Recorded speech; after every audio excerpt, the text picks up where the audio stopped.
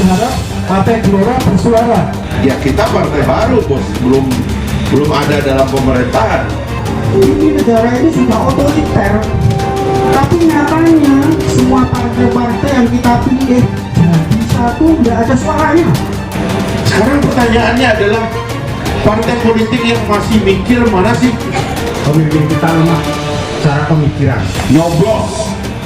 Kasar betul cara demokrasi ini milik pemimpinnya. Nyoblos. Hitung-hitungan jumlah.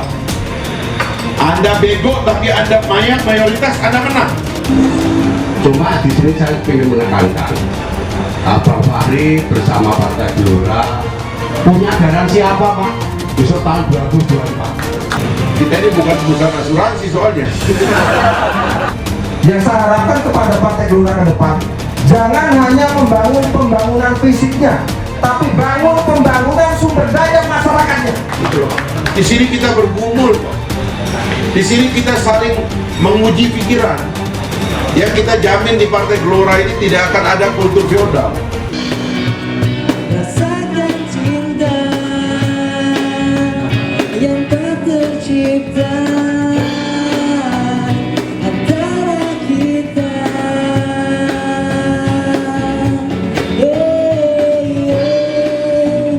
Satukan jiwa yang tak tercipta antara kita. Mungkin orang Solo banyak yang belum tahu anti Solo. Solo itu sukses orang lantaran orang, jadi tidak salah. Makanya sering-sering ke Solo Bang Fahri. Yang kedua, Solo itu juga baru ngatur politik. Bisa menjadi sumbu bedek kalau Solo tadi sengsara orang lantaran otak. Kita berubah statement, udahlah jadi revolusi nanti. Apa tadi yang menjadi unek-unek? Kalau kita di sini bicara hukum dan keadilan, di Indonesia ini paling sulit mencari keadilan, paling sulit. Kami melihat bahwa ini tidak ada negara hukum, tapi penguasa hukum. Pengusaha hukum itu diktator, otoriter, semenang-menang. Tangkap dulu, pasal kemudian.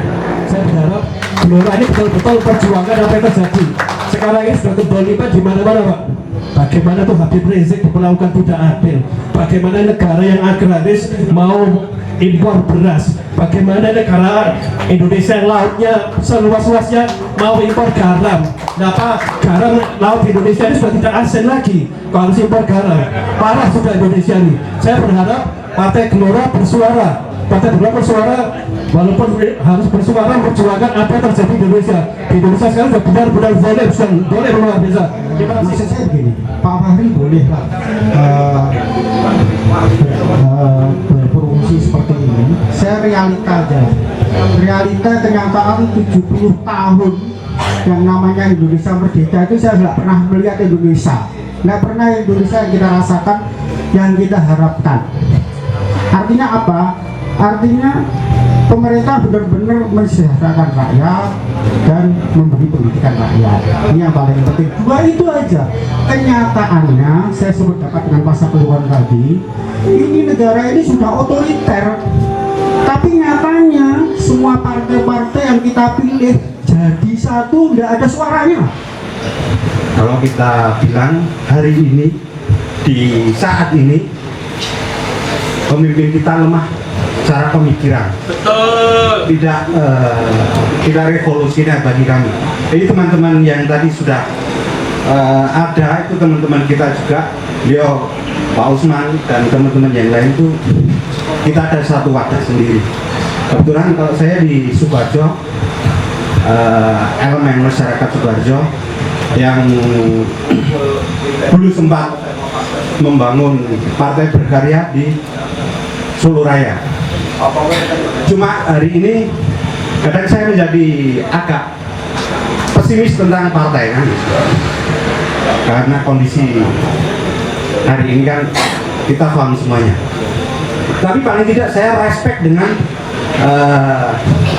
Bang Fahri, dengan Partai Geloranya. Makanya saya akan lihat, dan kita teman-teman di Solo kepingin ada sebuah pertemuan rutin dari elit untuk komunikasi dengan kami yang ada di Solo melalui komunitas kita, supaya kita bisa mantap untuk mendukung nantinya. Gelora dalam menyikapi sebuah konsep perubahan bangsa yang tadi sudah disampaikan sama Pak Fahri, mari kita bersikap, mari kita bertindak. Ya, saya sepakat, karena satu on tindakan lebih berguna dan bermanfaat dibandingkan ribuan ton dakwah, itu pasti.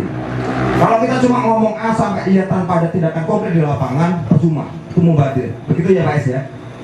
Yang saya ingin langsung sampaikan Pak, bahwa tadi bahwa katanya bahwa negara ini mengurus mengelola bangsa kita itu untuk mensejahterakan rakyat, untuk mengurangi kemiskinan dan lain sebagainya. Tetapi prakteknya dengan sistem yang salah tadi, demokrasi yang bermasalah, rakyat miskin dibiarkan ada dan tidak diselesaikan permasalahannya.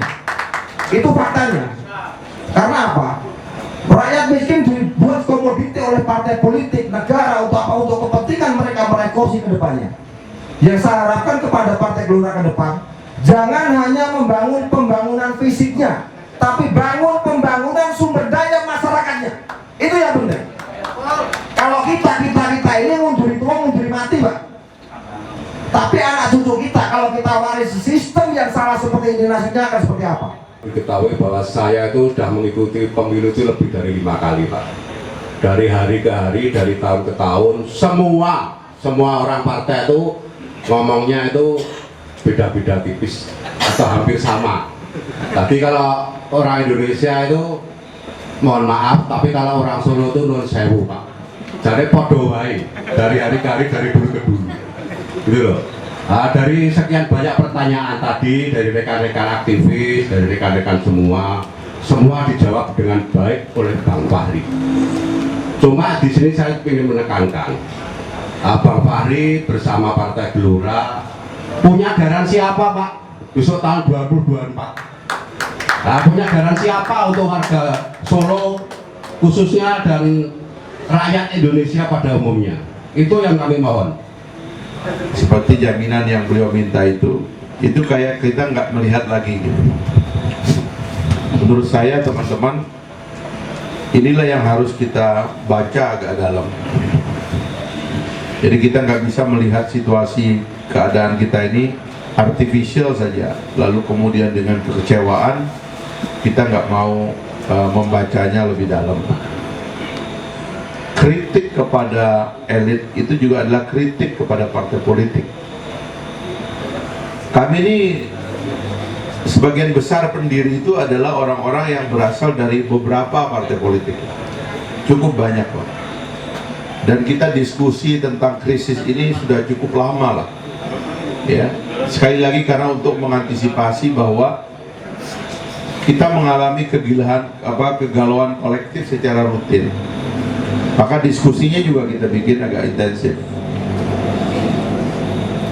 Misalnya kita mengatakan bahwa partai politik lupa bahwa mereka itu adalah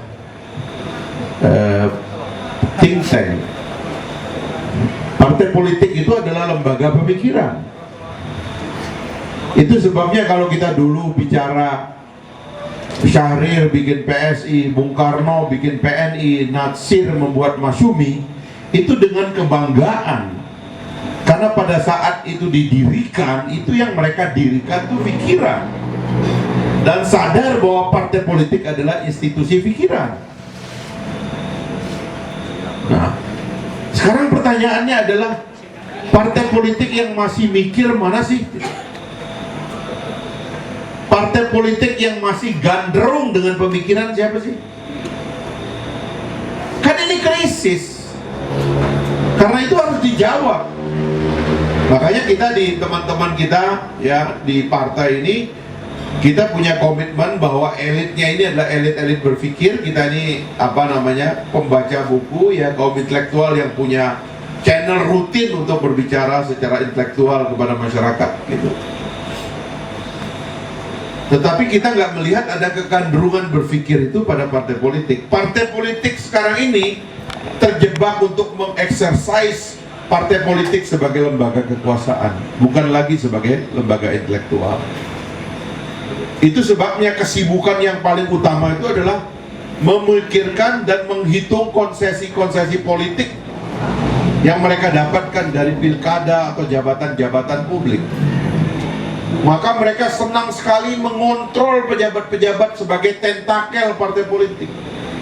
Pikiran tidak lagi dijadikan alat untuk mempengaruhi publik dan mempengaruhi kekuasaan atau pemerintahan, tetapi kekuasaan lebih utama yang dipakai. Nah, Partai Gelora itu lahir dari kritik itu.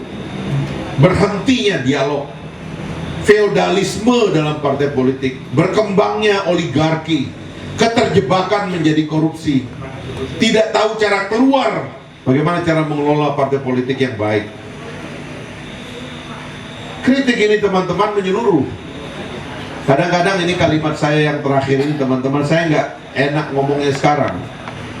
Sebab saya khawatir partai politik pada bangun lalu bilang, wah ini Partai Gelora ini kurang ajar, dia ngeritik kita semua nih. Kita sebut aja dari atas. Satu, mana yang masih menggandrungi pikiran? Mana yang diangkat karena pikiran besarnya? Mana yang diangkat karena dia berpidato yang menyebabkan kita tergerak? Mana karya ilmiahnya? Mana channelnya yang menyebabkan pikiran-pikiran jernihnya setiap pagi dimakan oleh rakyat sebagai sarapan kita dalam kehidupan kita berbangsa dan bernegara? Nggak ada. Ketua umum menjadi simbol yang tidak tergantikan dan tidak lagi bisa diganggu. Ya. Kritik kepada ketua umum itu kualat, bisa langsung diganti. Ya. Di PAW ngomong keras sedikit ditelepon sama sekjen, ketum tidak berkenan.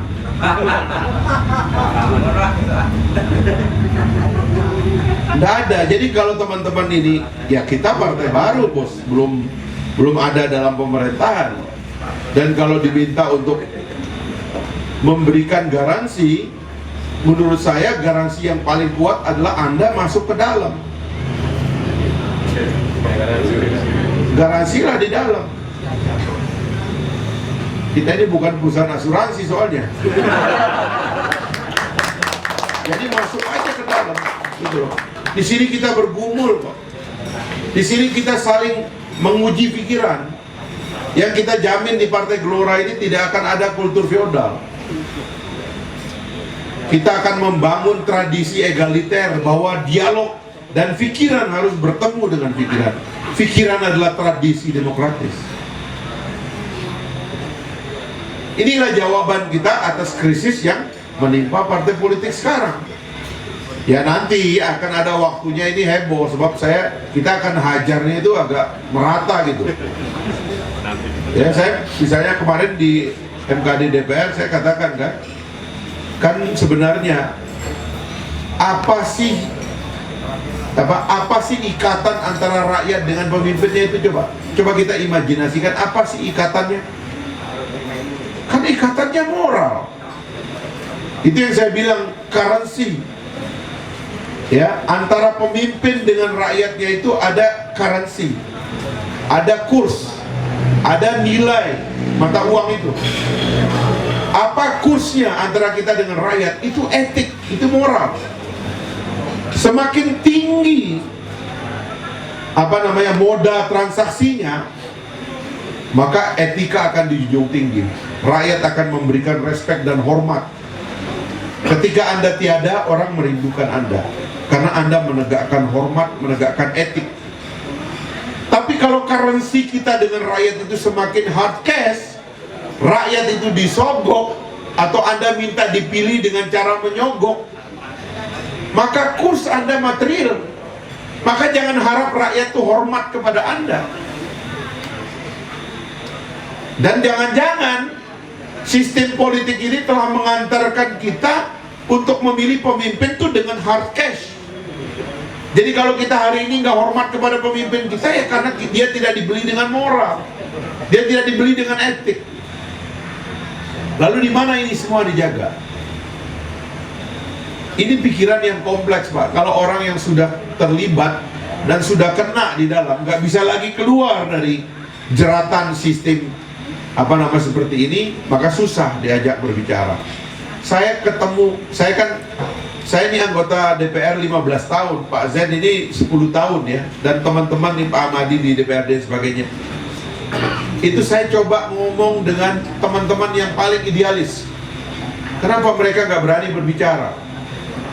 Karena ada figur yang tidak boleh disentuh dalam partai. Kita suka atau tidak, apa yang terjadi dengan pergolakan Demokrat ada unsur itunya. Kita bisa bilang itu adalah krisis dalam partai politik. Karena ada kader yang merasa kok kami dilompatin, kok tiba-tiba dia yang menjabat, kok bukan kami yang menjabat. Lalu ada haknya yang diambil, tidak ada lagi dialog. Bisa terjadi seperti itu sekarang gitu. Nah, jadi itu yang pertama. Jadi teman-teman, ada banyak sekali kecerdasan teman-teman pergerakan di Solo ini yang saya nggak bisa jawab sekalian. Sebab bisa-bisa ini nanti orang akan bilang, waduh ini Gelora ini ancaman semua orang ini. Karena itu sekali lagi saya lebih baik menjawabnya dengan mengatakan, ayo kita bareng-bareng, ayo kita sama-sama. Kita tidak akan menolak ketemu ya, kita harus ketemunya rutin, malah tadi seperti ajakannya gitu. Dan kita memperbanyak. Demokrasi itu punya dua nilai, yang nilai ini sebenarnya antara satu dengan yang lainnya itu jauh sekali jaraknya. Demokrasi itu bicara tentang egalitarianisme, tentang nilai, tentang keadilan, tentang keterbukaan, tentang etik, tentang hal-hal yang luhur. Freedom of speech, ya kan? Hak-hak minoritas, ya kan? Dan seterusnya lah. Tapi jangan lupa, demokrasi ini juga disederhanakan dengan sangat sederhana, yaitu hitung-hitungan jumlah.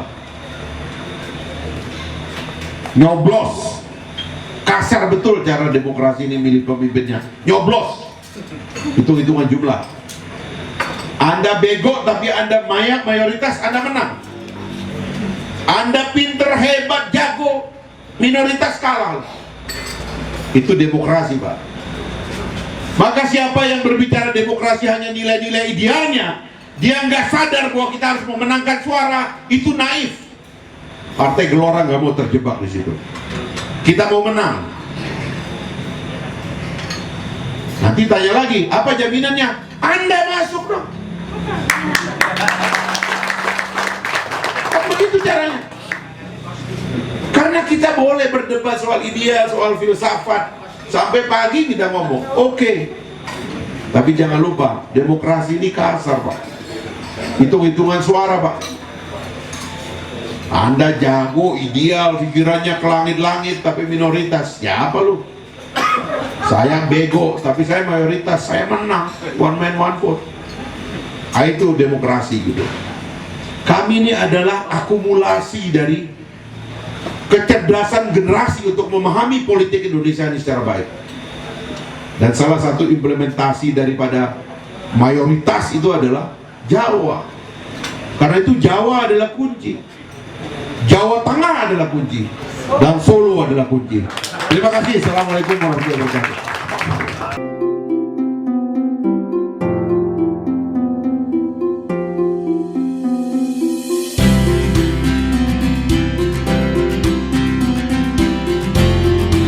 Bingkisan dari Pak Iwan.